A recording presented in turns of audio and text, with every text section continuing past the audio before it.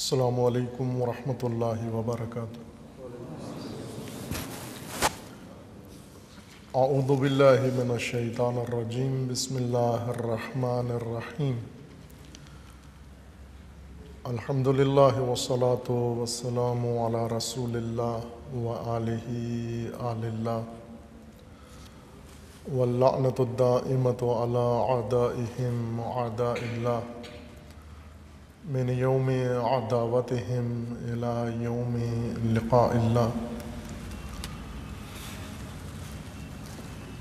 عباد اللہ، اوصیکم ونفسی بتقوی اللہ، اتقوا اللہ فإن خیر الزاد التقوی۔ بندگان خدا، آپ کو اور اپنے نفس کو تقوی کی وصیت کرتا ہوں۔ اپنی زندگیوں میں، اپنے معمولات میں اور اپنے معاملات میں تقوی اختیار کریں کہ خداوند تبارک و تعالی نے انسان کی ہدایت کا نظام تقوی کی بنیاد پر مقرر فرمایا ہے۔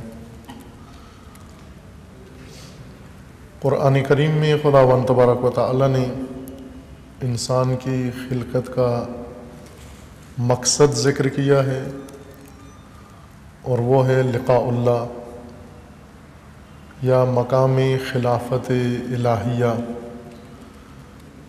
یا کمال انسانی، مقام انسانیت۔ ہر تین جملے ایک ہی حقیقت کو بیان کرتے ہیں۔ اور اس کے علاوہ خداوند تبارک و تعالی نے دنیا و آخرت میں جو کچھ خلق کیا ہے وہ انسان کو اس مقصود تک پہنچانے کے لیے ہے۔ وہ منزل جس کا نام قرآن نے خلافت الہیہ بھی ذکر کیا ہے، انسانیت بھی ہے اور لقاء اللہ بھی ہے۔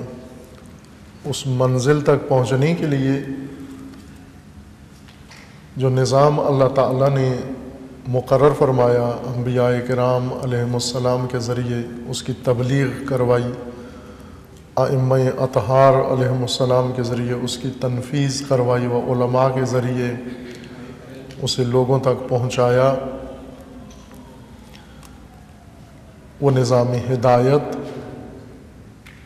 اللہ کا، اس کا رکن تقوی ہے۔ اور انسان کی ہدایت اس نقطے کے اندر مضمر ہے کہ انسان تقوی الہی کے نظام میں آ جائے۔ اس نظام کی برپائی کے لیے اور انسان کے لیے یہ نظام ہدایت فراہم و مہیا کرنے کے لیے جو اہتمام رب کریم کی جانب سے ہوا ہے، بعثت انبیاء، انزال کتب آسمانی اور نصب ائمہ و اولیاء، اس کے ساتھ ساتھ خداوند تبارک و تعالی نے ایک عبادی نظام، عبادتی نظام انسان کی ہدایت کے لیے مقرر کیا ہے۔ یہ نقطہ ذہن میں رہے کہ انسان، اگرچہ آج کا انسان، مسلمان و غیر مسلمان، یہ سب سعادت کے پیچھے ہیں۔ یہ غیر الہی معاشرے کا ہدف ہے کہ انسان سعادت تک پہنچ جائے۔ سعادت سے مراد خوشحال زندگی۔ سیکولر اور لیبرل مکاتیب نے ہماری زبانوں پہ کچھ الفاظ چڑھا دیے ہیں جنہیں تقدس نصیب ہو گیا ہے، اور وہ گویا دین اور مذہب بن گئے ہیں۔ آج ہم مذہبی تنظیمیں، مذہبی فعالین کی زبان پر یہی سنتے ہیں، اپنے منشور میں لکھتے ہیں کہ ہمارا منشور انسان کی سعادت ہے، جبکہ قرآن کریم انسان کا منشور انسان کی ہدایت مقرر کرتا ہے۔ سعادت ہدایت کے اندر پوشیدہ ہے۔ سعادت کا مطلب ہوتا ہے خوشحال زندگی، مرفہ زندگی، ایسی زندگی جس میں انسان کے پاس زندگی کے وسائل فراوان ہوں، وافر مقدار میں ہوں۔ اگر یہ سب کچھ انسان کو نصیب ہو جائے اور ہدایت نہ ہو، انسان اپنے مقصد سے محروم ہے۔ ہدایت در حقیقت اصل ضرورت بشر ہے۔ سعادت ہدایت کے اندر ہے، وہ ہدایت کی خاطر سعادت ہے۔ خوشحال زندگی زندگی کے مقصد کی خاطر ہے، ورنہ اگر مقصد زندگی نہ ہو اور فقط خوشحالی ہو، وہ خوشحالی انسان کی ہلاکت کا سبب ہے و باعث ہے۔ اس نقطے تک پہنچنے کے لیے ہدایت کے جامع نظام کے اندر ایک اہم اہتمام رب تعالیٰ کی جانب سے عبادات کا نظام ہے انسان کے لیے۔ یہ بہت بڑی سعادت ہمارے لیے ہے، وہ بہت بڑا اعزاز ہے مومنین کے لیے، اور اللہ تعالیٰ کا احسان ہے کہ خدا نے ہمیں توفیق عبادت عطا فرمائی ہے۔ توفیق عبادت یعنی پہلے انسان کے لیے مقام بندگی مقرر کیا ہے، اس مقام بندگی تک پہنچنے کے لیے انسان کے لیے راستہ ہموار کیا ہے، اور پھر اس مقام بندگی کے اظہار کے لیے اللہ تعالیٰ نے احکام بیان فرمائے ہیں جنہیں عبادت کہا جاتا ہے۔ عبادات میں ستون عبادت نماز ہے، الصلاۃ عمود الدین۔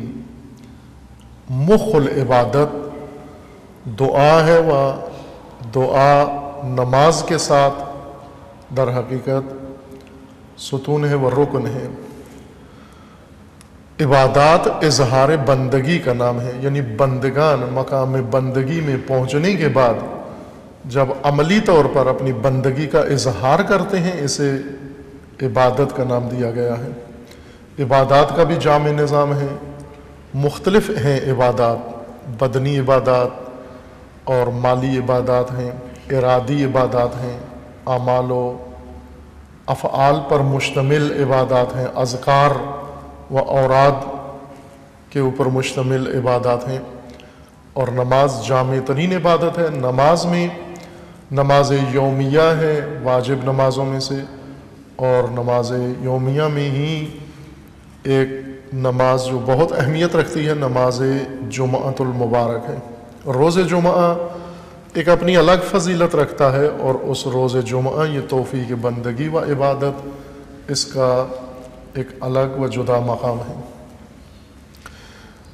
گزشتہ باس میں آپ کی خدمت میں عرض کیا تھا کہ ہر عبادت کے 3 اہم پہلو ہیں، نماز جمعہ کے بھی 3 اہم پہلو ہیں۔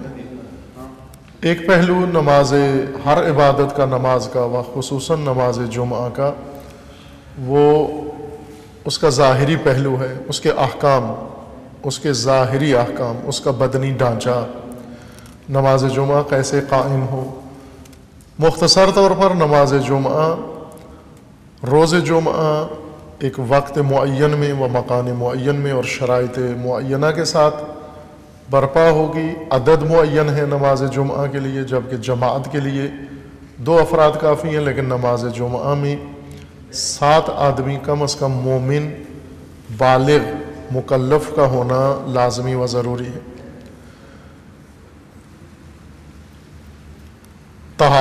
با طہارت و انسان غسل کرے، روز جمعہ کا غسل مستحب ہے، لیکن وضو ساتھ ضرور کریں۔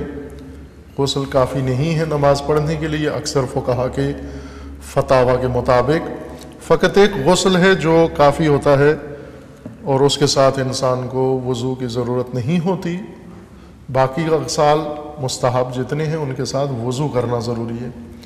غسل سے پہلے بھی وضو کر سکتے ہیں، غسل کے بعد بھی وضو کر سکتے ہیں، لیکن مس کے لیے سر کا خشک ہونا ضروری ہے۔ اور اس کے بعد نماز میں وقت پر حاضر ہوں۔ وقت نماز زوال، اول زوال ہے جیسا پہلے اشارہ ہوا تھا، اور 2 خطبے ہیں نماز جمعہ کے جو جز نماز ہیں، خطبے اضافی کام نہیں ہیں، جز نماز ہیں، اور خطبات کے احکام بھی وہی ہیں جو نماز کے احکام ہیں۔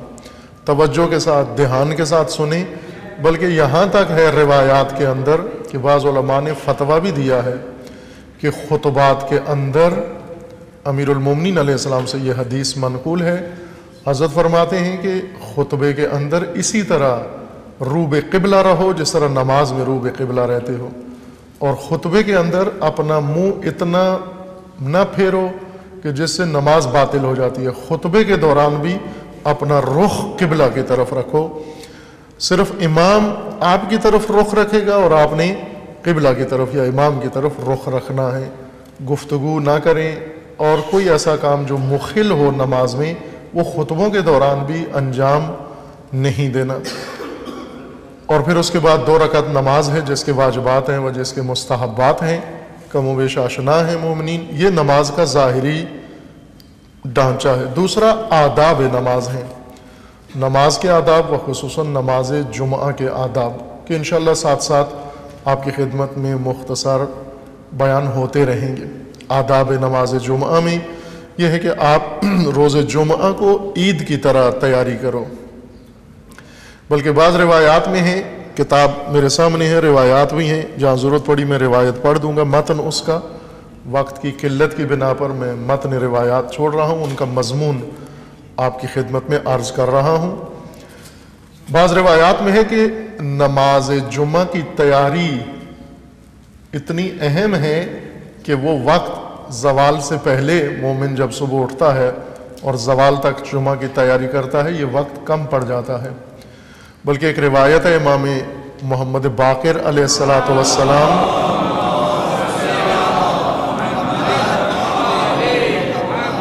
امام علیہ السلام فرماتے ہیں کہ رسول اللہ صلی اللہ علیہ وآلہ وسلم کے اصحاب روز جمعہ نماز جمعہ کی تیاری جمعرات سے شروع کر دیا کرتے تھے، چونکہ جمعہ کا دن کم پڑ جاتا ہے۔ ظاہر ہے اس وقت آج آپ کے گھروں میں نلکے لگے ہوئے ہیں، غسل کے لیے کوئی باہر نہیں جانا پڑتا، انہیں غسل جمعہ کے لیے دور دراز سے پانی لانا پڑتا تھا، لہٰذا وہ جمعرات سے تیاری شروع کرتے تھے ایک دن پہلے نماز جمعہ میں حاضر ہونے کے لیے، چونکہ روز جمعہ زوال سے پہلے کا وقت کم ہے، اتنا نہیں ہے کہ انسان آداب نماز جمعہ اس میں بجا لا سکے۔ آج کل کر سکتے ہیں چونکہ بہت سارے وسائل آپ کو فراہم ہیں، اگر جمعرات کو نہ بھی کریں تیاری، جمعے کی صبح سے اٹھ کر ہی شروع کریں تو نماز جمعہ تک انسان اپنی تیاری کر کے آ سکتا ہے۔ غسل ہے، بدن کو پاک صاف ستھرا کر کے آئیں، لباس نیا ہو تو پہنیں، نہیں ہو تو دھلا ہوا صاف ستھرا لباس پہنیں، خوشبو لگائیں، خوشبو کے بغیر نہ آئیں، خوشبو حتمی ہے، مستحب ہے وہ عقید مستحب ہے، روز جمعہ نماز جمعہ کے لیے خوشبو کا اہتمام کرنا۔ اور بعض مومنین ہیں نماز جمعہ میں لے آتے ہیں عطر وغیرہ اور باقی دوسرے مومنین کو بھی خوشبو لگاتے ہیں، اور یہ اچھا ثواب کا کام ہے۔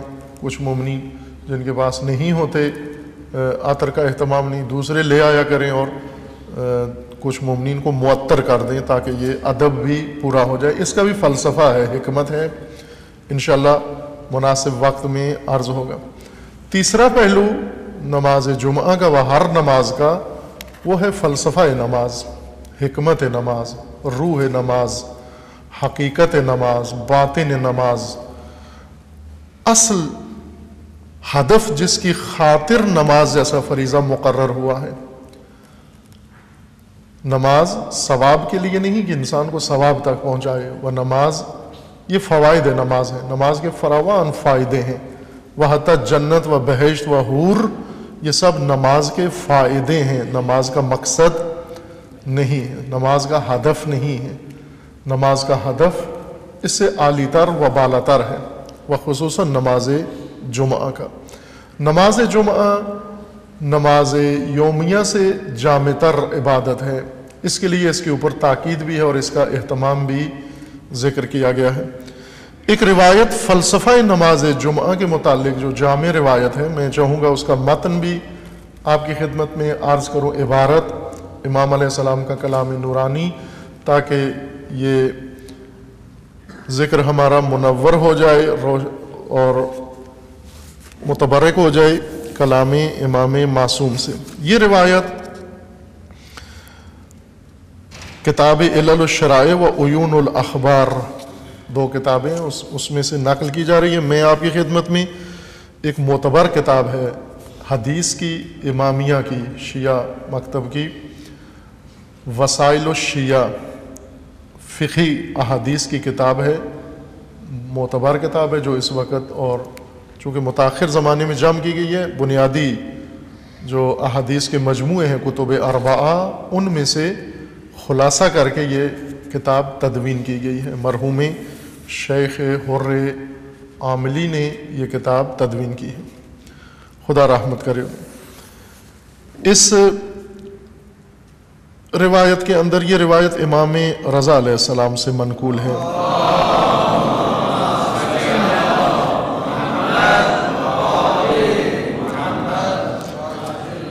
فضل ابن شازان امام کے شاگردوں میں سے و راویوں میں سے ہیں، انہوں نے یہ روایت امام علیہ السلام سے، امام ہشتم سامن الحجج سے یہ روایت نقل کی ہے عن رضا علیہ السلام قال، امام ہشتم فرماتے ہیں کہ انما جعلت الخطبۃ یوم الجمعہ لأن الجمعۃ مشہد عام۔ امام علیہ السلام فرماتے ہیں کہ اللہ تعالیٰ نے روز جمعہ، نماز جمعہ واجب قرار دی ہے مومنین کے لیے، ہر مکلف و بالغ کے لیے واجب ہے نماز جمعہ، اپنی خاص مخصوص شرائط و آداب کے ساتھ۔ اور اس نماز کی ترکیب و ترتیب یہ ہے کہ اس میں 2 خطبے بھی رکھے ہیں، 2 رکعت زور کے بجائے جمعہ ہیں، 2 رکعت کم کر کے 2 خطبے اس میں مقرر کیے گئے ہیں، اور بعد میں 2 رکعت نماز ہے۔ خطبے کیوں رکھے گئے ہیں نماز جمعہ میں؟ یہ بہت اہم نقطہ ہے، مومنین بھی اس سے آگاہ ہوں، و خصوصاً خطباء نماز جمعہ، چونکہ وہ آفت جو سابقہ ہفتے اشارہ ہوا تھا اور بعض دیگر مجالس میں اس کی تفصیل بھی بیان ہوئی ہے کہ دینداری آفات کا شکار ہو سکتی ہے اور ہوئی ہے، فراوان آفات، بیماریاں دینداری کو لگی ہیں، دین کو تو نہیں لگ سکتی چونکہ دین کا محافظ اللہ کی ذات ہے، خدا نے یہ وعدہ دیا ہے کہ دین کا میں محافظ ہوں، اور جس چیز کی حفاظت خدا کرے اسے خطرہ نہیں ہے، لیکن دینداری مشکلات میں پڑ سکتی ہے۔ دینداری سے مراد یعنی دین کا انسان سے تعلق یا انسان کا دین سے تعلق یہ بیمار ہو سکتا ہے، اسے آفت لگ سکتی ہے، اور آفت دینداری ایک بڑی آفت جس میں خصوصاً ہمارا متدین معاشرہ، دیندار معاشرہ، مسلمان معاشرہ مبتلا ہے بالعموم، بغیر فرقوں کی تفریق کے، شیعہ ہو یا سنی یا کوئی بھی اسلامی فرقہ و مسلک، سب تقریباً اس آفت کا شکار ہیں، اور بالخصوص اس مملکت میں، پوری دنیا میں ہے لیکن پاکستان میں زیادہ ہے، اور وہ ہے رسومات کا اسیر بنانا دین کو، مذہب کا رسوماتی پہلو، یا مذہب کے اندر فقط رسومات پر اکتفا کرنا۔ رسومات وہ چیزیں ہیں جو خود متدینین سابقہ نسلیں کوئی رواج ڈال دیتے ہیں کسی کام کے انجام دینے کے لیے، اور پھر آنے والے اس پر پابند ہو جاتے ہیں۔ جس طرح عید کی رسمیں ہیں، رمضان کی رسمیں ہیں، محرم کی رسمیں ہیں، سوگ کی رسمیں ہیں، اور جشن کی رسمیں ہیں، ہر چیز کی رسمیں ہیں، ہم پابند رسومات ہیں، سخت پابند رسومات ہیں، اور مذہب کی یا دین کی تعلیمات کو، بنیادی تعلیمات کو بھی رسومات میں بدل دیا ہے۔ مثلا آذان رسم ہے، علامہ اقبال نے یہ آفت خوبصورتی سے ذکر کی ہے، یاد ہے آپ کو کلام علامہ اقبال کہ وہ فرماتے ہیں کہ رہ گئی رسم اذان روح بلالی نہ رہی، فلسفہ رہ گیا تلقین غزالی نہ رہی۔ اور یہ جملہ ان کا کہ رہ گئی رسم اذان روح بلالی نہ رہی، یہ وہ دردناک پہلو ہے دین کا، مذہب کا و دینداری کا، کہ نہ صرف آذان بلکہ نماز بھی ایسے ہے، رہ گئی رسم نماز، رہ گئی رسم نماز جمعہ، رہ گئی رسم اذان، رہ گئی رسم جشن، رہ گیا رسم روزہ، رہ گیا رسم حج، حج بھی رسوماتی ہو گیا، روزہ بھی رسوماتی ہو گیا، ہر کام رسوماتی شکل اختیار کر گیا ہے، اور رسوماتی شکل ہونے کی وجہ سے اس کی روح سے انسان و مومن و متدین و نماز گزار محروم ہو گیا ہے۔ لہٰذا ہمیں روزہ کے آثار کم نظر آتے ہیں اپنے وجود کے اندر، روزہ رکھ لیتے ہیں لیکن روزے کا اثر قرآن ذکر کرتا ہے تقوی، کتب علیکم الصیام کما کتب علی الذین من قبلکم لعلکم تتقون۔ روزے کا اثر ہے تقوی، روزے سے انسان کو تقوی نصیب ہوتا ہے۔ اگر تقوی آیا ہے تو روزہ ہے۔ امیر المومنین فرماتے ہیں کہ اکثر لوگ روزہ نہیں رکھتے، فاقہ سے ہوتے ہیں، فاقہ ہوتا ہے ان کا۔ روزہ اور چیز ہے، فاقہ اور چیز ہے۔ کھاتے پیتے نہیں، بس روزہ اس کو نہیں کہتے کہ آپ کھائیں، کھانا پینا چھوڑ دیں، بلکہ روزے کی کچھ اور بھی حقیقت ہے۔ اسی طرح نماز جمعہ رسوماتی بن گیا، خطبے رسوماتی بن گئے، اور باقی اس کے ارکان، آداب و اعضاء، اس کے اجزاء رسومات کی شکل اختیار کر گئے۔ وَأَز جملہ جو ایک عمل اہم ہے نماز جمعہ کے اندر، وہ خطبہ نماز جمعہ ہے۔ اب آپ توجہ فرمائیں کہ اللہ تعالیٰ نے یہ عبادت مومنین کے لیے مقرر کی، اس کی طرف ارشاد کیا، رہنمائی کی، حکم دیا، ساتھ اس کی حکمت امام بیان فرما رہے ہیں امام ہشتم کہ کیوں خداوند تعالیٰ نے نماز جمعہ میں 2 خطبوں کا حکم دیا رسول اللہ کو کہ آپ 2 خطبے بھی نماز میں شامل کریں، اور ہر خطیب جمعہ و امام جمعہ 2 خطبے ضرور بیان کریں۔ خطبے رسم نہیں ہیں، مقصود ہے ان خطبوں کا۔ خطبے چند جگہوں پر مستحب ہیں و واجب خطبہ نماز جمعہ کا ہے، نماز عید کا بھی ہے، لیکن ہمارے فقہا کے فتاوی کے مطابق زمانہ غیبت کبریٰ میں نماز عید چونکہ واجب نہیں ہے، اس وجہ سے مستحب ہے، اور خطبہ بھی قہراً مستحب ہو جائے گا، لیکن جب امام موجود ہوں اس وقت خطبہ نماز عید واجب ہے۔ ایک خطبہ جو مستحب ہے خطبہ نکاح ہے۔ یہ سارے خطبے عموماً عربی زبان میں دہرا دیے جاتے ہیں، چند ایک جملے ہر مسلک کے، اور صلوات پڑھوا کے پھر اس کے بعد کارروائی پوری کر دی جاتی ہے۔ اگر عربی ہی پڑھنی تھی اور ثواب کا ایک ورد کرنا تھا تو اس کا نام خطبہ نہیں ہونا چاہیے تھا۔ خطبہ کا مطلب ہوتا ہے خطاب، گفتگو، مخاطب، مخاطب، کچھ کہنے والا سننے والوں کو کچھ بتانا چاہتا ہے، کچھ کہنا چاہتا ہے، کوئی آگاہی دینا چاہتا ہے نکاح کے موقع پہ یا جس موقع پر بھی ہو، اس کو ایسی زبان بول دینا نہ سننے والوں کو پتہ چلے نہ بولنے والے کو پتہ چلے، کتاب دیکھ کے پڑھ دینا، خطبے کا معنی ختم ہو جاتا ہے۔ یہ اس وجہ سے ہے کہ رسوماتی آفت بہت ساری عبادات کے دامن گیر ہوئی ہے۔ امام علیہ السلام فرماتے ہیں کہ اللہ تعالیٰ نے نماز جمعہ مقرر فرمایا اور نماز جمعہ میں 2 خطبے مقرر فرمائے۔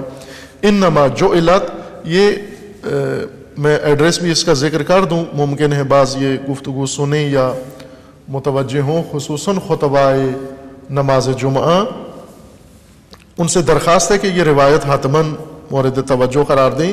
وسائل الشیعہ 7ویں جلد ہے اس کی، اور صفحہ 344 ہے، اور حدیث نمبر 6 ہے اس باب کی، اور اس کتاب کی حدیث نمبر ہے 9533 نمبر حدیث ہے کتاب کی شمارے کے مطابق، اور اس چیپٹر کے شمارے کے مطابق حدیث نمبر 6 ہے۔ 2 نمبر ہیں حدیثوں کے، ایک پوری کتاب کا حدیث نمبر لکھا ہوا ہے شروع سے آخر تک، اور یہ 9533 نمبر حدیث بنتی ہے اس کتاب کی۔ اس کتاب میں امام علیہ السلام فرماتے ہیں، امام ہشتم، انما جعلت الخطبۃ یوم الجمعہ لأن الجمعۃ مشہد عام۔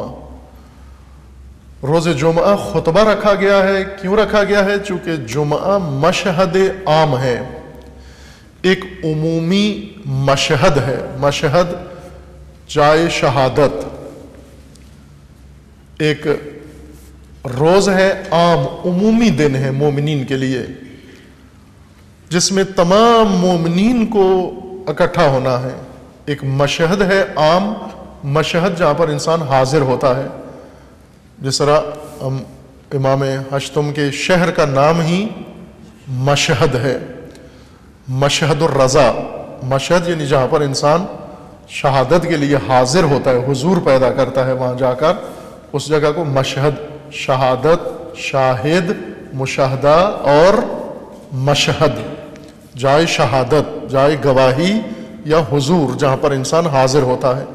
روز جمعہ عام مومنین کے حضور کا دن ہے، یعنی وہ یہ دن ہے جس دن مومنین گھروں میں نہ ہوں، جس دن مومنین اپنی خصوصی نشستیں نہ رکھیں، جس دن مومنین اپنے حزبی منشور پر عمل نہ کریں، عمومی دن ہے، مشہد عام، یہ امت کا دن ہے، یہ روز امت اسلامی و روز امت الہی ہے۔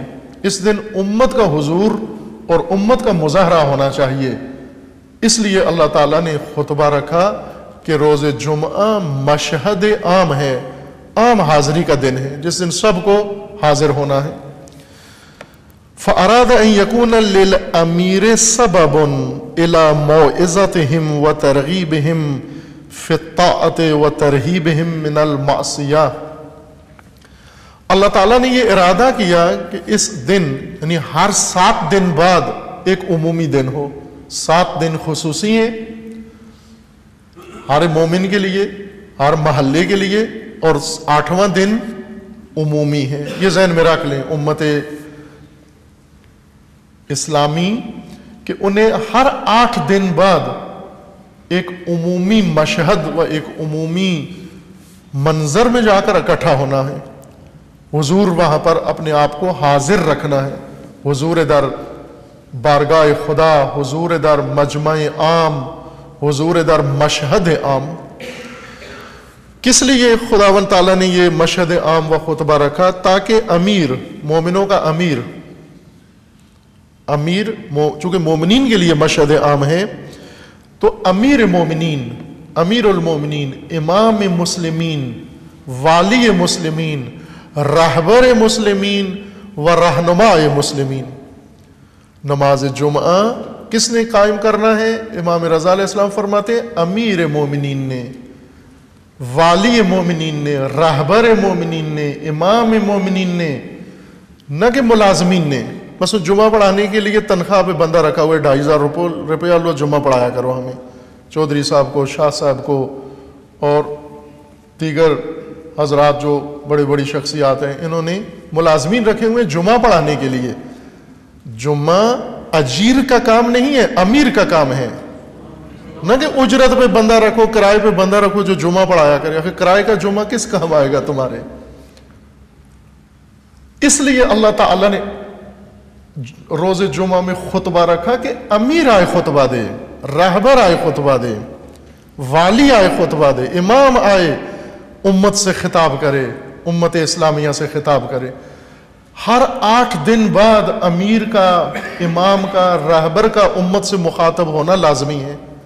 اگر 8 دن امت کو اپنے حال پر چھوڑ دے اور 8ویں دن امت سے خطاب نہ کرے، یہ امت طاغوت کا شکار ہو جائے گی، اس امت کو منافقین شکار کر لیں گے۔ نماز جمعہ میں مستحبات نماز جمعہ کے ہیں کہ سورہ جمعہ پڑھا جائے و سورہ منافقین مستحبات میں سے ہے۔ یہ 2 چیزیں ضرور پڑھی جائیں۔ کیوں؟ تاکہ مومنین کو پتہ چلے کہ ان کی کمینگاہ ہے جہاں پر ایک خطرناک شکاری مومنین کے شکار کے لیے بیٹھا ہے، اور اس کا نام ہے منافق۔ منافقین کی کمینگاہ مومنین کے لیے ہر جگہ جگہ رکھی ہوئی ہے، رصد انہوں نے لگا کے رکھی ہوئی ہے، اور دشمنان ہیں، مشرکین ہیں، کفار ہیں، طاغوت ہیں، ان سب سے بچانے کے لیے خداوند تبارک و تعالیٰ نے یہ اہتمام کیا کہ جمعہ اجیر کا کام نہیں۔ فَأَرَادَ أَن يَكُونَ لِلْأَمِيرِ سَبَبٌ، امیر آئے، اور امیر کے لیے ایک وسیلہ خدا نے رکھا ہے۔ بعض دیگر اس میں امیر کا لفظ استعمال ہوا ہے، اور باقی تمام روایات میں امام کا لفظ استعمال ہوا ہے۔ مثلا اسی باب کی پہلی روایت ہے، یہ 24واں باب ہے جس سے روایت عرض کر رہا ہوں۔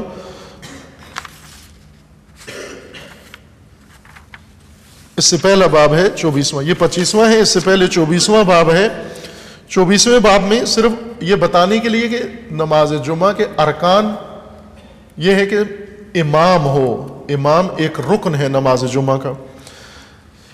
اس روایت میں ہے کہ قال ابو عبداللہ علیہ السلام، امام ششم سے یہ روایت ہے، ینبغی للامام ان یخطب الناس یوم الجمعہ ان یلبس امامۃ فی الشتاء والصیف، امام جمعہ کو چاہیے کہ امامہ پہنے، امامہ دستار باندھے سر پر، وَيَتَرَدَّ بِبَرْدٍ یمنیہ، اور ابا یمنی ابا پہنے، او ادنی یا ادن کی یمنی یا ادنی ابا پہنے۔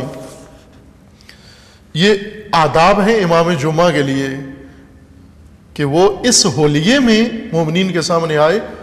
لفظ امام بتانا چاہ رہا تھا کہ تمام روایات کے اندر جو شخص خطیب جمعہ نماز قائم کرتا ہے اس کے لیے لفظ امام استعمال ہوا ہے، اور یہاں اس روایت میں لفظ امیر ہے۔ امیر یعنی وہ امام جس کے پاس امارت بھی ہے، حکومت بھی ہے، والی بھی ہے، ولایت بھی ہے اس کے پاس، یہ آئے اور موعظہ کرے۔ پہلا کام خطبے کا امام رضا علیہ السلام فرماتے ہیں موعظہ، واعظ و نصیحت کرے مومنین کو، چونکہ مومنین محتاج واعظ و نصیحت ہیں، ہر چند آمادہ نہیں ہے واعظ سننے کے لیے۔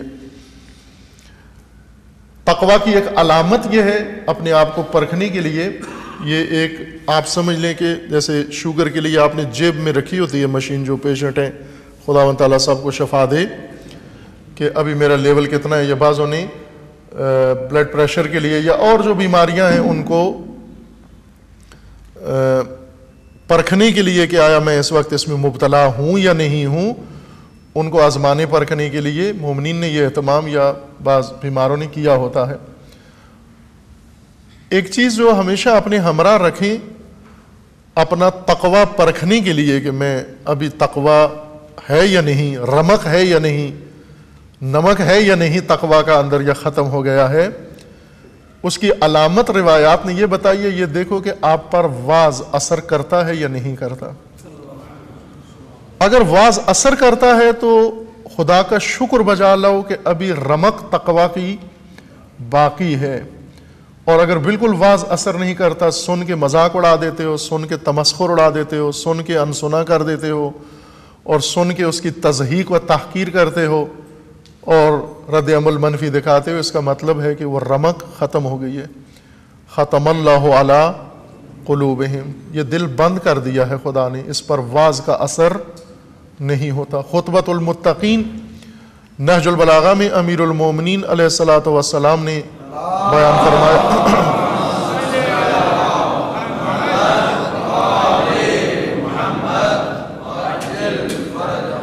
اس خطبہ شریفہ میں ایک شخص ہے حمام، ہے دو آنکھوں والی ہے، حمام ہمت سے ہے حمام، یہ امیر المومنین کی خدمت میں حاضر ہوا اور کہا کہ مجھے واعظ فرمائیے، نصیحت فرمائیے۔ امیر المومنین علیہ السلام نے وہ عام نصیحتیں جو لوگوں کو کی جاتی ہیں کہ اچھا کام کرو، نیک کام کرو، غلط کام نہ کرو، اس طرح سے کر دیں، چونکہ عموماً لوگ چسکے کے لیے سوال کرتے ہیں، سمجھنے کے لیے سوال نہیں کرتے کہ چلو اس بہانے کو گپ شپ ہی امیر المومنین سے ہو جائے، کوئی بات چیت ہی ہو جائے۔ کہنے لگا مولا کوئی نصیحت فرمائیے۔ مولا نے فرمایا اچھے کام کرو، نیک کام کرو، ٹھیک کام کرو، غلط نہ کرو، جاؤ۔ کہا نہیں یہ تو کافی نہیں ہے میرے لیے، اس سے زیادہ نصیحت فرمائیے۔ حضرت نے دو چار جملے اور بڑھا کے پھر دوبارہ وہ نصیحت تکرار کر دی اور فرمایا جاؤ۔ کہنے لگا نہ یہ بھی کافی نہیں ہے۔ اس کے بعد حضرت نے دیکھا کہ یہ ظرف آمادہ ہے واعظ کے لیے و نصیحت کے لیے، لہٰذا امیر المومنین علیہ السلام نے پھر اس کو واعظ ایک شخص کے لیے خطبہ بیان فرمایا، ایک فرد واحد کے لیے۔ امیر اور اجیر میں یہ فرق ہوتا ہے، اجیر کو خطبہ دینے کے لیے مجلس پڑھنے کے لیے 50,000 روپیہ چاہیے اور 1,000 کا مجمع چاہیے۔ جب تک 1,000 سننے والا نہ ہو اور 50,000 فیس نہ ہو اجیر خطبہ نہیں دے سکتا۔ لیکن امیر دیکھتا ہے جہاں کوئی نفس آمادہ ہے وہاں خطبہ دے دیتا ہے اس کے لیے۔ امیر نے خطبہ دیا، امیر المومنین علیہ السلام نے ایک شخص کے لیے، اور خطبہ سنتا گیا، تقویٰ بیان کیا اس کے لیے، فقط تقویٰ، متقی کیا ہوتے ہیں، اور تقویٰ بیان کرتے کرتے اثر ہوا اس شخص کے اوپر، اور آخر میں خطبہ سنتے سنتے اس کی فریاد نکلی، چیخ نکلی اور زمین پہ گر گیا اور وہیں گزر گیا دنیا سے۔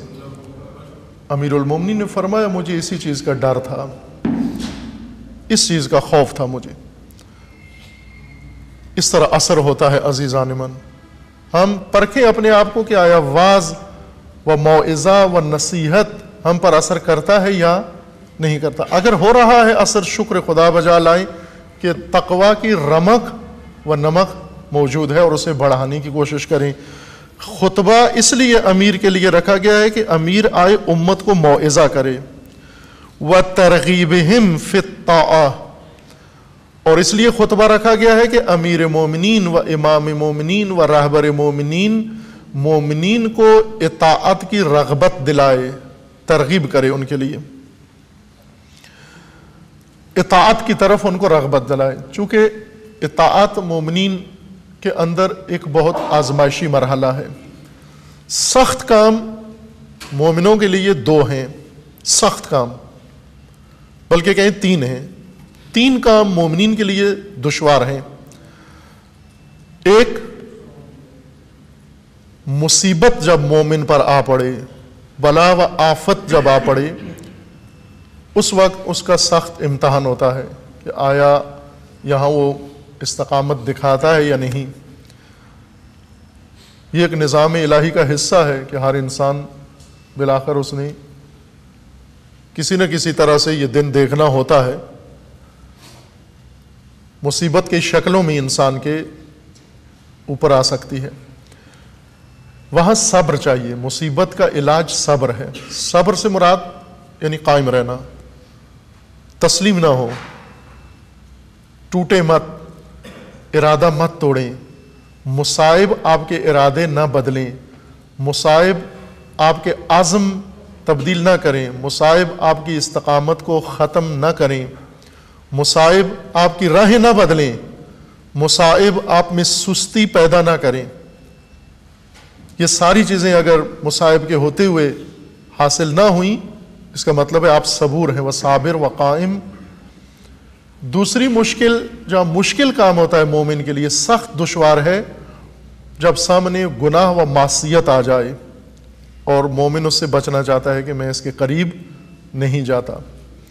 جب سامنے نامحرم آ جائے، جب سامنے مال غیر آ جائے، جب سامنے کوئی ایسی چیز آ جائے جو خدا نے روک دیا ہے کہ اس کے قریب نہ جانا، جب ایک ایسا سود، ایک ایسا نفع، ایک ایسی منفعت جو بہت زیادہ ہے، فرض کریں کہ آپ کے ایک محتاج آدمی کے سامنے ناگہان لاکھوں روپیہ آ جائے، شخص ہے، اس نے گھر بنانا ہے، اولاد کی شادی بیاہ کرنا ہے، کوئی اور کام اس نے انجام دینا ہے، اس کو 1,00,000 روپے کی ضرورت ہے اور 5 لاکھ اس کو مل رہا ہے حرام کا۔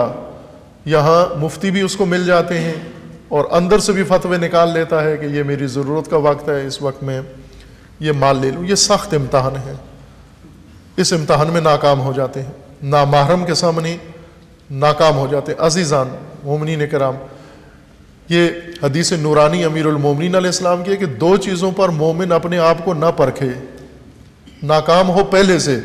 امیر المومنین نے سرٹیفکیٹ سب کو دے دیا ہے، فیل۔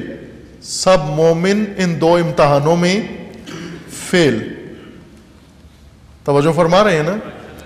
2 امتحانوں میں امیر المومنین نے نتیجہ امتحان سے پہلے ہی اعلان کر دیا ہے، اور آپ کو پتہ ہے کہ امیر المومنین نتیجہ اعلان کرنے میں خطا نہیں کر سکتے چونکہ معصوم ہیں، اور امیر المومنین فرماتے ہیں کہ 2 امتحانوں میں فیل ہو تم، لہٰذا اپنے آپ کو ٹیسٹ ہی نہ کرو، پرکھو ہی نہیں۔ ایک مال کے اوپر اور دوسرا عورت کے اوپر، نامحرم کے اوپر۔ اپنے ایمان کا امتحان مت لو کہ فیل ہو، ناکام ہو تم۔ یہ 2 جگہیں جہاں مرد پھسل جاتا ہے، مومن پھسل جاتا ہے۔ یہاں اپنے تقوی کو ٹیسٹ نہ کرو، دور رہو۔ اجتناب عن المحارم، اس کو کہتے ہیں ورع۔ تقوی سے ذرا آگے مقام ہے ایک۔ تقوی کہتے ہیں حرام سے بچنا، اور ورع اس جگہ سے بچنا جہاں انسان مطمئن نہیں ہے، بے شک حرام نہ بھی ہو، ایسا حلال جس میں پڑھنے سے انسان حرام میں جا سکتا ہے، اس میں نہ پڑھو آپ۔ مثلا کچھ لوگ ہیں شوگر کے مریض ہیں اور کھا لیتے ہیں، سویٹ کھا لیتے ہیں، ان میں تقوی ہے، ورا نہیں ہے. چونکہ اپنا حلوہ کھاتے ہیں لہذا متقی ہیں، حلال کا حلوہ ہے اس وجہ سے متقی ہیں، لیکن ورا نہیں ہیں کیونکہ نقصان دہ شے کھا رہے ہیں. اس سے بھی بچنا چاہیے، اپنے حلوے سے بھی اجتناب کرنا چاہیے، نہ کھاؤ، اس کے قریب نہ جاؤ تم. مومنین کا تیسرا سخت مقام طاعت ہے، اطاعت. جب اطاعت کی باری آتی ہے شیطان بھی مداخلت کرتا ہے اور نفس بھی مداخلت کرتا ہے، اور مل کر اطاعت کا عزم انسان کے اندر توڑ دیتے ہیں. دنیا بھیس بدل بدل کے آتی ہے مومن کے سامنے، اطاعت کے مقام پہ ناکام ہو جاتے ہیں ہم. اور امیر المومنین کو اپنے ساتھیوں سے یہ شکوہ تھا کہ تم اطاعت کرنے والے نہیں ہو، نعرے لگاتے ہو تم. امیر المومنین کا جیسے ذاکرین پڑھتے ہیں نصیب ہے، یہ نصیب امیر المومنین ہے کہ امیر المومنین کو ایسے بہت سارے ساتھی ملے ہیں. جنگ صفین کے لیے جا رہے تھے کوفہ سے صفین کی جانب، شام کی طرف، دمشق کی طرف. راستے میں انبار شہر آیا. انبار جو ابھی عراق میں ہے، جہاں اس وقت داعش کا قبضہ ہے انبار پر. اس شہر سے امیر المومنین کا گزر ہوا، کوفہ سے، عراق سے شام کی طرف جاتے ہوئے. انبار میں لوگوں نے جب سنا کہ امیر المومنین اپنے لشکر کے ساتھ جا رہے ہیں شام کی جانب، اکٹھے ہوئے اور ڈول باجے لے کر آئے، جوان بوڑھے سارے اکٹھے ہوئے موالی، اور آ کر امیر المومنین کا استقبال کرنے لگے. یہ نہج البلاغہ میں ہے، حکمت نمبر 37 یا 47، وہاں رجوع کر سکتے ہیں آپ. اس کلام میں خود امیر المومنین نے فرمایا کہ اس طرح سے میرا استقبال ہوا وہاں پر. حضرت نے فرمایا جب ہم گئے، وہاں پہنچے انبار شہر میں لشکر کے ساتھ، تو وہاں کے مقامی لوگ آئے استقبال کے لیے، اور آ کے امیر المومنین کے آگے آگے وہ اچھلنے لگے، ٹانگیں اٹھاتے اور زمین پہ رکھتے، یعنی دمال ڈال رہے تھے وہ بھنگڑا. امیر المومنین نے دیکھا، تعجب کیا، ایسے لگتا ہے مولا نے پہلی دفعہ دیکھا تھا بھنگڑا. وہاں لوگ مولا کے سامنے بھنگڑا ڈال رہے ہیں، دمال ڈال رہے ہیں. پوچھا یہ کیا کر رہے ہو؟ ان کے بڑے لیڈر نے کہا کہ یہ آپ کا استقبال کر رہے ہیں. کہا یہ استقبال کیوں کر رہے ہو؟ کہا اس لیے کہ ہم امیروں کا ایسا ہی کرتے ہیں استقبال، اور امیر بڑے خوش ہوتے ہیں ایسے، پہلے والے جو آتے تھے، آپ کا بھی اس طرح سے. امیر المومنین کو بہت غضب چڑھا اور ناگوار گزرا، اور فرمایا کہ یہ کام، یہ دنیا میں تھکاوٹ ہے اور آخرت کی شقاوت ہے تمہارے لیے. یہ دنیا کی تھکاوٹ اور آخرت کی شقاوت ہے. میں جنگ کے لیے جا رہا ہوں، جنگجو ڈھونڈ رہا ہوں، مجاہدین آنے کے بجائے بھنگڑالو آ گئے میرے لیے، دمالی آ گئے. میں دمالیوں کو کیا کروں؟ آخر امیر المومنین اور دمالی، امیر المومنین اور بنگڑالو. لیکن معلوم نہیں کیا امتحان ہے شاید امیر المومنین کا بھی، کہ یہ ہیں امیر المومنین کے ساتھ. اطاعت کے مقام پر امیر المومنین کو سخت شکوہ تھا اپنے ساتھیوں سے، اپنی فوج سے. حتیٰ حضرت نے کئی خطبے اس بارے میں بیان فرمائے کہ تم مطیع نہیں ہو، اطاعت نہیں ہے. اور امیر شام کے بارے میں کہا کہ وہ باطل پر ہے لیکن اس کی فوج اس کی اطاعت کرتی ہے. میں تمہارا امام حق ہوں لیکن تم میرے اطاعت نہیں کرتے. یہ شکوہ تھا امیر المومنین علیہ السلام کا اپنی فوج سے کہ اطاعت نہیں کرتے. سخت مقام تین ہیں عزیزان، ایک مصیبت کے وقت، دوسرا معصیت سے بچنے کے وقت، اور تیسرا اطاعت کے وقت. یہ تین سخت امتحان ہیں. جو مومن کے لیے یہ تین مقام آسان ہیں، مصائب میں بڑی آسانی سے مراحل طے کرتا ہے، چیختا نہیں، چلاتا نہیں، شور نہیں مچاتا، تسلیم نہیں ہوتا، معصیت کے قریب نہیں جاتا، اور اطاعت سے پیچھے نہیں ہٹتا. یہ مومن امتحان دیا ہوا، امتحان اللہ قلبہ للایمان. یہ مومن شیعہ کہلانے کے قابل ہے، یہ مومن کہلانے کے قابل ہے. یہ انسان ہے جس کی تلاش ہے ائمہ اطہار کو. مومنوں کو ترغیب کی ضرورت ہے، موعظہ، اور اس کے بعد ہے ترغیب. موعظہ و ترغیب میں فرق ہے. موعظہ زبان سے ہے، کلام سے ہے، خطاب سے، اور مؤثر خطاب سے، موعظہ حسنہ. جس طرح قرآن کریم میں خداوند تبارک و تعالیٰ نے رسول اللہ صلی اللہ علیہ وآلہ وسلم کو فرمایا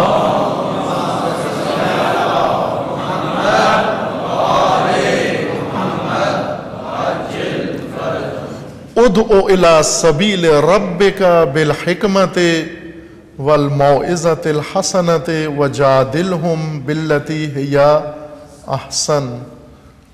رسول لوگوں کو اللہ کے راہ کی طرف دعوت دو 3 طریقوں سے، حکمت کے ذریعے اور موعظہ حسنہ کے ذریعے اور جدال احسن کے ذریعے.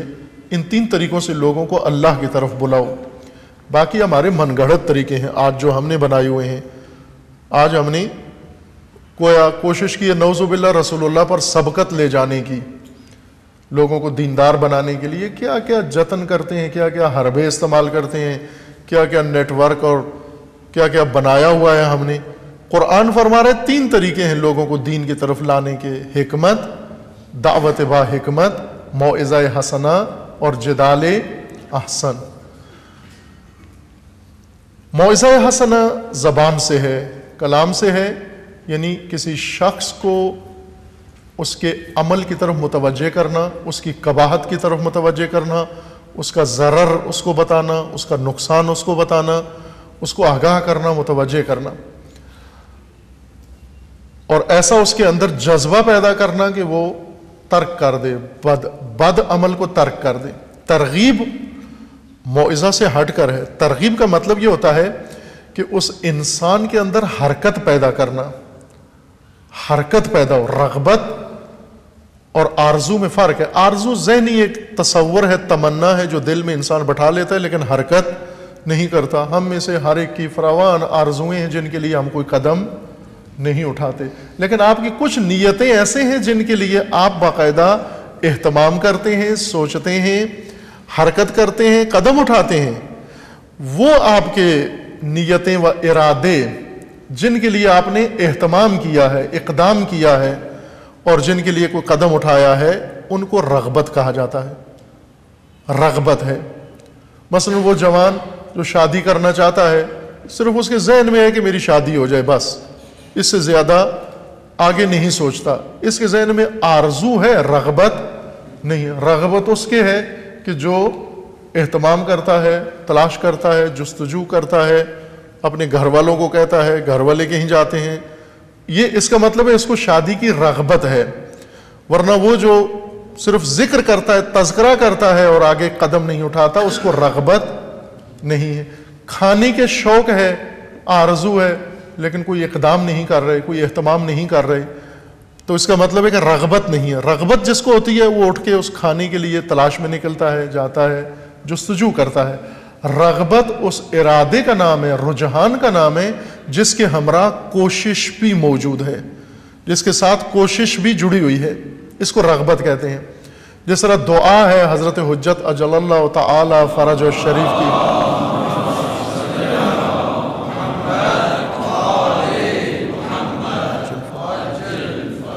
اللہم انا نرغب الیک فی دولت کریمہ تعز بها الاسلام و اہلہ و تذل بها النفاق و اہلہ.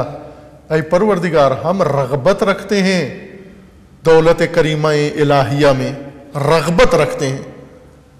اللہم انا نرغب الیک، نہ کہ فقط تذکرہ کرتے ہیں، دعا مانگتے ہیں، آرزو رکھتے ہیں، بلکہ رغبت رکھتے ہیں، یعنی اس کے لیے عملاً کوشاں بھی ہیں، اس کے لیے عملاً کوشش بھی کر رہے ہیں.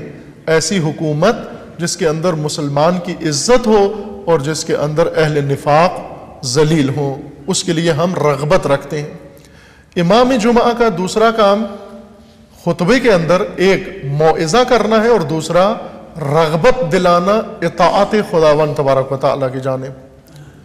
ایسی رغبت پیدا کرے مومنین کے اندر کہ بعد از نماز جمعہ و پورا ہفتہ مومن اطاعت کی طرف کوشش کرے، قدم بڑھائے، ہمت کرے، اہتمام کرے اور اقدام کرے.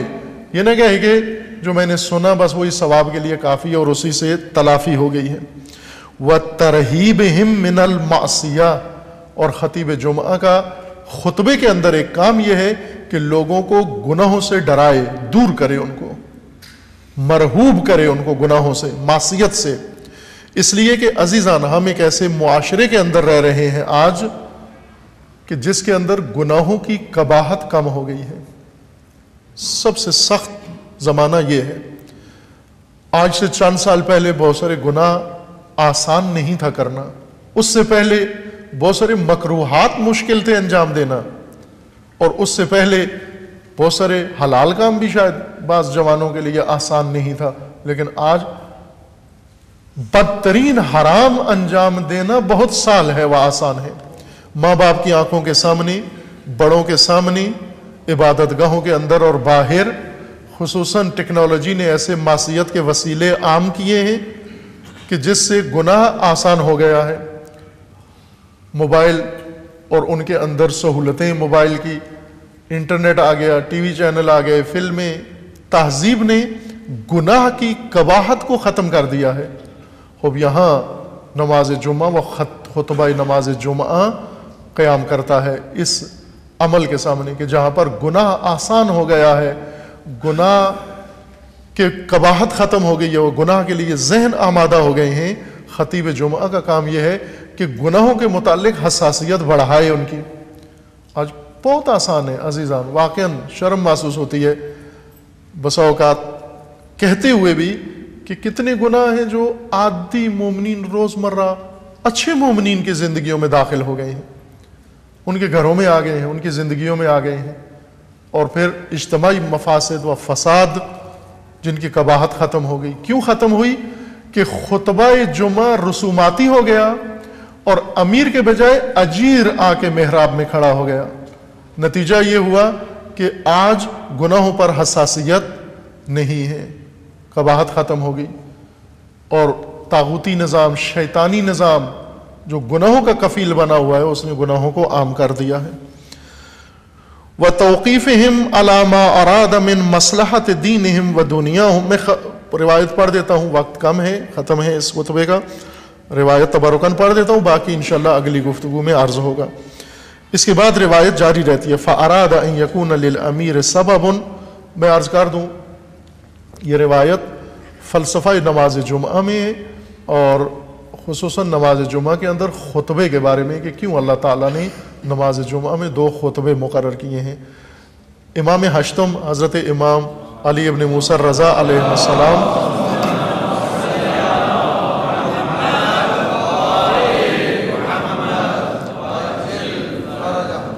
کا یہ کلام نورانی ہے اس فلسفہ خطبہ نماز جمعہ کے بارے میں، جو میں آپ کی خدمت میں عرض کر رہا تھا۔ یہ روایت فضل ابن شاذان نے نقل کی ہے۔ قال انما جعلت الخطبۃ یوم الجمعہ لان الجمعۃ مشہد عام۔ خداوند تعالیٰ نے اس لیے خطبہ جمعہ مقرر کیا چونکہ جمعہ ایک عمومی حضور کا دن ہے۔ فاراد ان یکون للامیر سبب الی موعظتہم۔ اس لیے خداوند تعالیٰ نے امت کے لیے، مومنین کے واعظ کے لیے ایک دن مقرر کیا، امیر کے لیے، امام و والی و راہبر کے لیے، کہ وہ آ کر امت سے خطاب کرے۔ وترغیبہم فی الطاعۃ، تاکہ مومنین کو اطاعت کی رغبت دلائے، وترہیبہم من المعصیہ، اور ان کو گناہ سے دور کرے، گناہ کا خوف ان کے دل میں پیدا کرے۔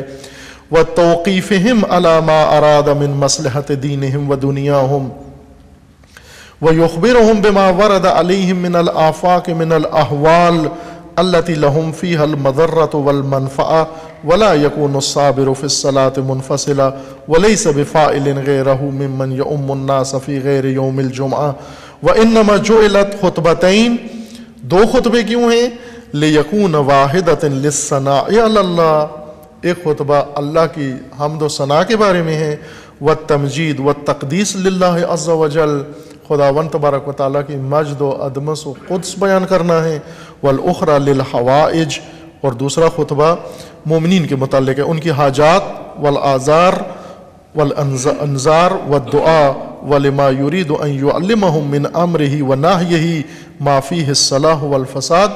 یہ حدیث کا ذیل ہے جو چونکہ بیان نہیں ہوا، اسے صرف تبرکاً آپ کی خدمت میں پڑھ دیا۔ انشاءاللہ اللہ تعالیٰ نے توفیق دی اور اگلی بات جو ہوگی انشاءاللہ آئندہ حدیث کا باقی حصہ آپ کی خدمت میں عرض کر دیں گے انشاءاللہ۔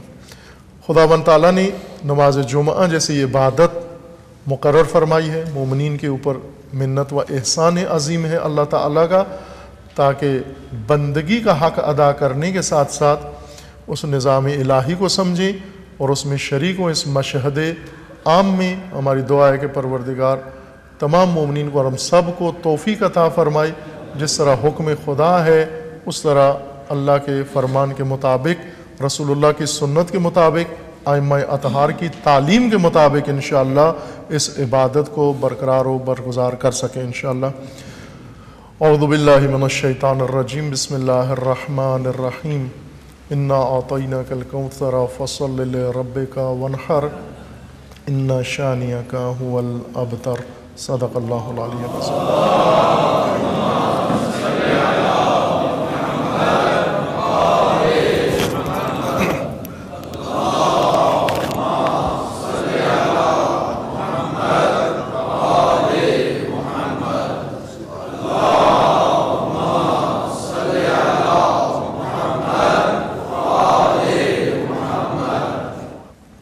اعوذ باللہ من الشیطان الرجیم، بسم اللہ الرحمن الرحیم،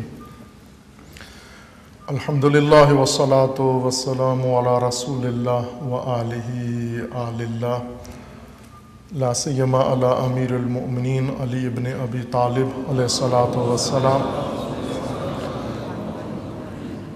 وعلی فاطمۃ الزہرا سیدۃ النساء العالمین، وعلی الحسن والحسین سیدی شباب اہل الجنہ وسبطی الرحمہ، وعلی ابن الحسین ومحمد ابن علی وجعفر ابن محمد وموسیٰ ابن جعفر وعلی ابن موسیٰ ومحمد ابن علی وعلی ابن محمد والحسن ابن علی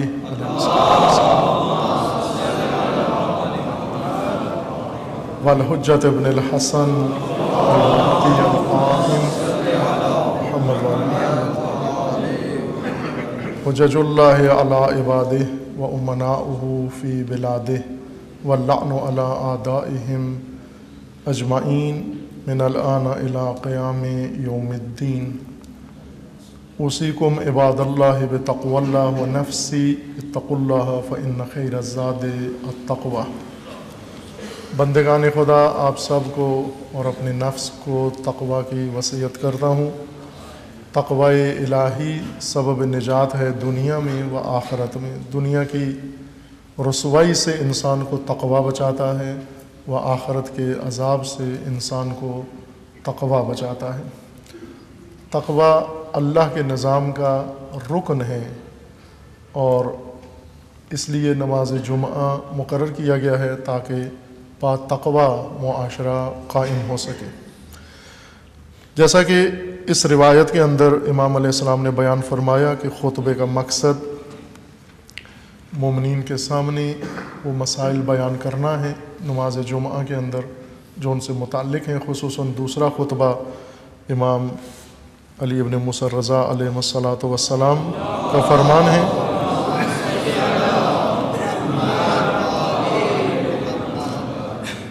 کہ دوسرے خطبے کے اندر وہ مسائل بیان ہوں جو مومنین سے متعلق ہیں۔ فراوان مسائل ہیں، وقت کم ہے، قلیل ہے، میں چاندی کی طرف فقط اشارہ کروں گا۔ انشاءاللہ مناسب وقت میں ایک خطبہ حالات حاضرہ سے متعلق بھی عرض ہوگا آپ کی خدمت میں انشاءاللہ۔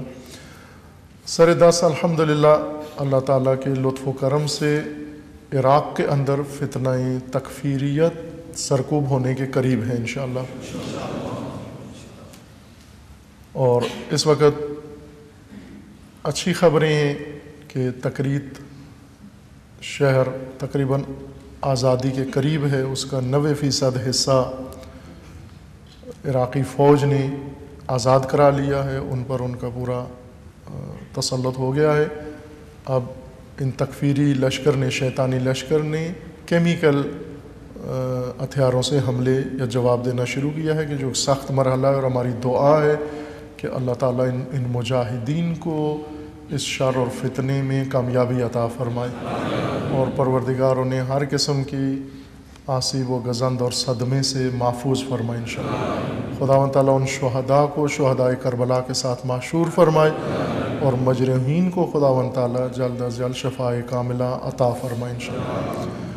اور دوسرا مرحلہ یمن کا ہے، کہ یمن میں آپ سنتے ہیں کہ حوثی قبیلہ جو زیدی شیعہ ہیں، زید بن علی کے پیروکار ہیں، ان کی امامت کے قائل ہیں، جو چار امامی ان کو کہہ سکتے ہیں آپ، جس طرح شش امامی ہیں اسماعیلیہ، اسی طرح زیدی چہار امامی ہیں، یعنی امام سید ساجدین تک مانتے ہیں اثنا عشری کے ہمراہ۔ وہاں سے امام پنجم، امام باقر کو امام نہیں وہ مانتے، بلکہ زید بن علی ان کے بھائی کو امام مانتے ہیں۔ یہ وہ فرقہ ہے جو یمن میں صدیوں رہا، اور پہاڑوں میں یا ایسے محروم علاقوں کے اندر، کوہستانوں میں، اور خصوصاً جب سے آل سعود نے حکومت قائم کی حجاز کے اندر، اس کے بعد یہ زیادہ ستم کا نشانہ بنے۔ لیکن آج انہوں نے قیام کیا اپنے حق کے حقوق کے لیے، دفاع کے لیے، اور اس وقت جہاں پر انہیں سیاسی طور پر ایک اپنے آپ کو ثابت کروایا، نمایاں ہوئے، اور یمن میں اب ایک مغلوب فرقے کے طور پر جنگلوں میں اور پہاڑوں میں اور دروں میں محبوس نہیں، بلکہ نکل کر صنعا پائے تخت اور دارالخلافہ تک آئے ہیں، اور ثابت کیا ہے اپنا وجود انہوں نے۔ وہاں ان کے اندر نظریاتی تبدیلیوں کے بھی اشارے موجود ہیں، کہ اس وقت وہ باقاعدہ طور پر ایک طرح کی بیعت کی ہے ان کے بڑوں نے، بزرگوں نے۔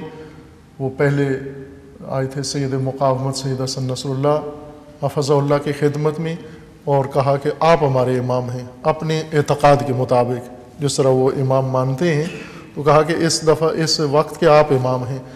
تو انہوں نے کہا کہ آپ میری بیعت کرنے آئے ہیں؟ انہوں نے کہا ہاں بیعت کرنے آئے ہیں۔ انہوں نے کہا میں تو خود کسی کی بیعت میں ہوں۔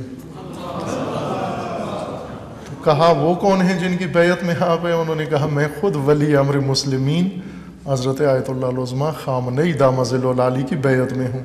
اس وقت کے وہ رہبر ہیں، نائب امام ہیں، اور ہم ان کے سارے پیروکار ہیں۔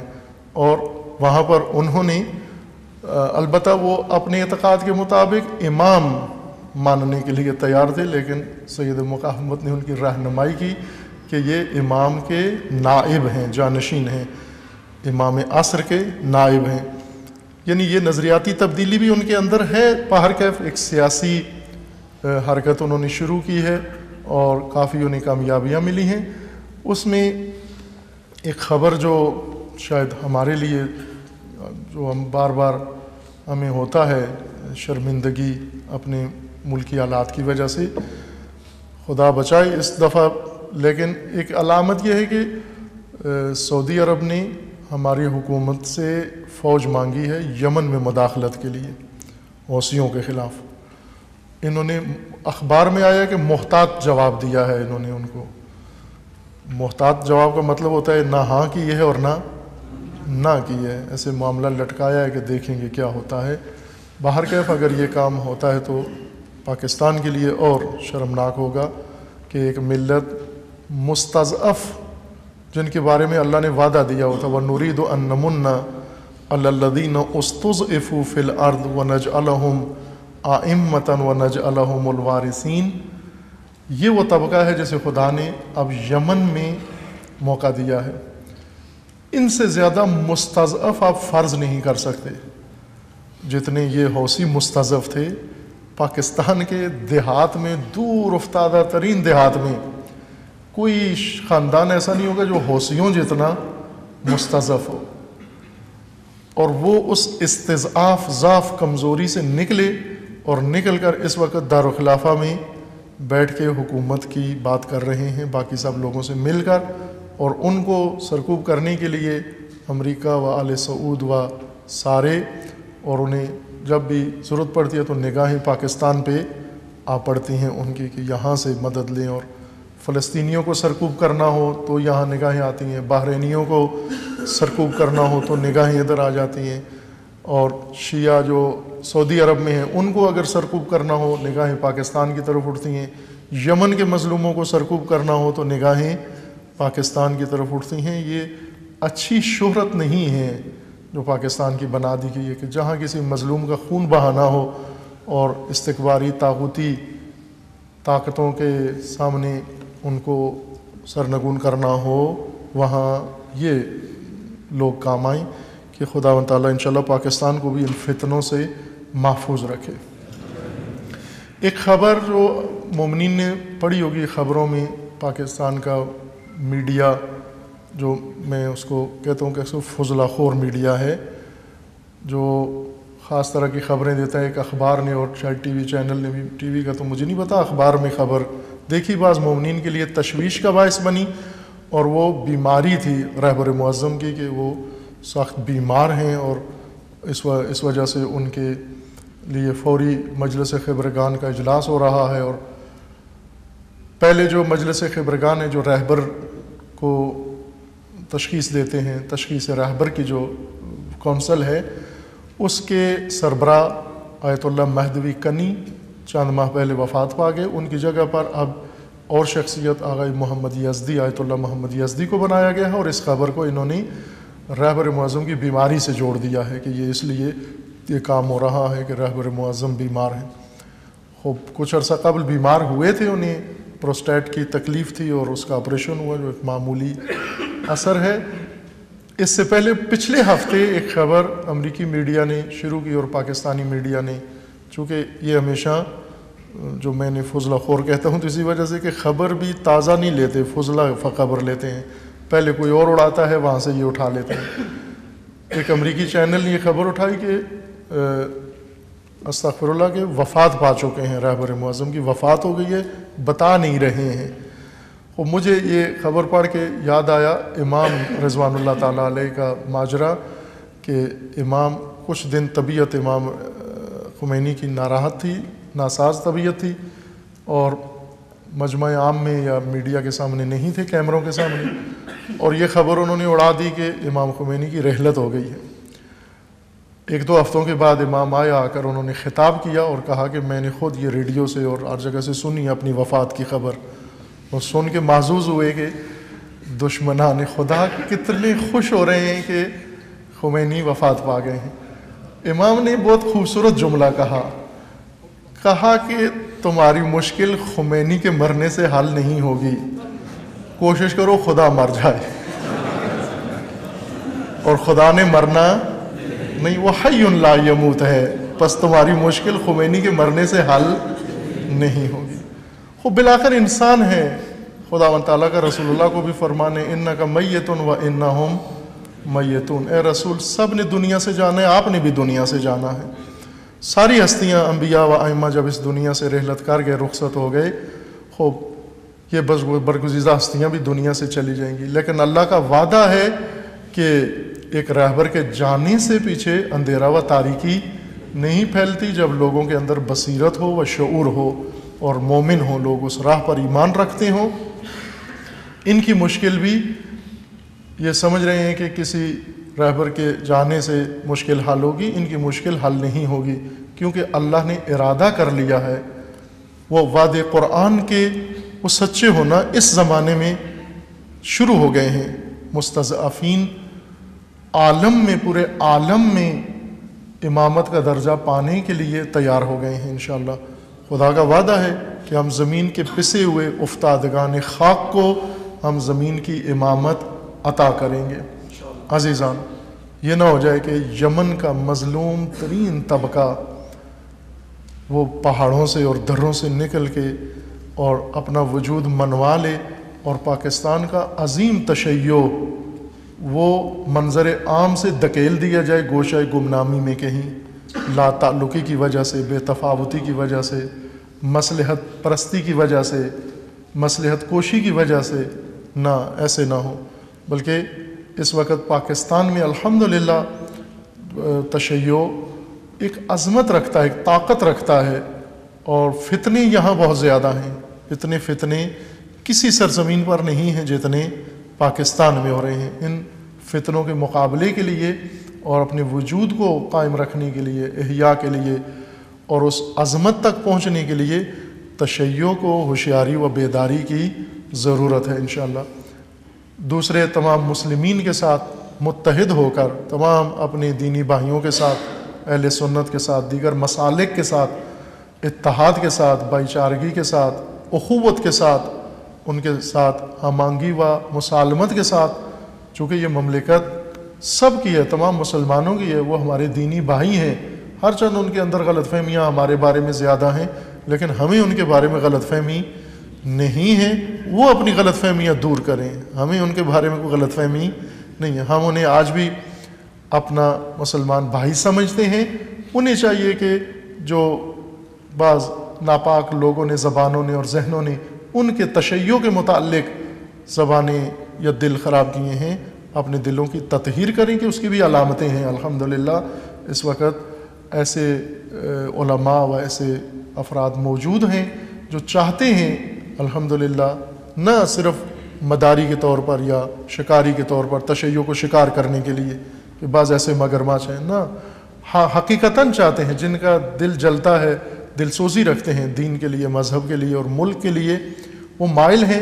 اور امید ہے کہ انشاءاللہ پاکستان میں بھی تمام ملت پاکستان و تمام مسلمین و بالخصوص تشیع انشاءاللہ سرفراز و سرفرو ہوگا، اور خداوند تعالیٰ تمام عالم اسلام کو ان فتنوں سے اور ظلم و ستم سے نجات عطا فرمائے گا انشاءاللہ۔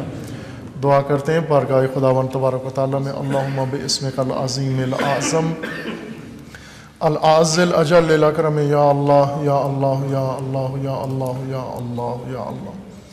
خداوند بحق محمد و آل محمد امت مسلمہ کو ظلم و ستم سے نجات عطا فرما، امت اسلامیہ کے اندر اتحاد و وحدت برقرار فرما، امت اسلامیہ کو بیداری و شعور عطا فرما، دشمنان اسلام و مسلمین کو نیست و نابود فرما، ان کے حامیوں سرپرستوں کو رسوا فرما، حزب اللہ کو کامیابی عطا فرما، مجاہدین عراق کو کامیابی عطا فرما، سید مقاومت کی حفاظت فرما، رہبر معظم انقلاب اسلامی کا سایہ دراز فرما، انقلاب اسلامی کو دشمنوں کے شر سے محفوظ فرما، مملکت پاکستان کی حفاظت فرما، اس ملک کو اندرونی بیرونی دشمنوں کے شر سے محفوظ فرما، ملک کے اندر امن و امان قائم فرما، دہشت گردی، فرقہ واریت، فتنہ و فساد پھیلانے والوں کو نیست و نابود فرما، ان کے حامیوں سرپرستوں کو نیست و نابود فرما، پیروان امیر المومنین، شیعیان امیر المومنین جہاں کہیں بھی ہیں، بالخصوص عراق میں، سعودی عرب میں، لبنان میں و بالاخص پاکستان میں،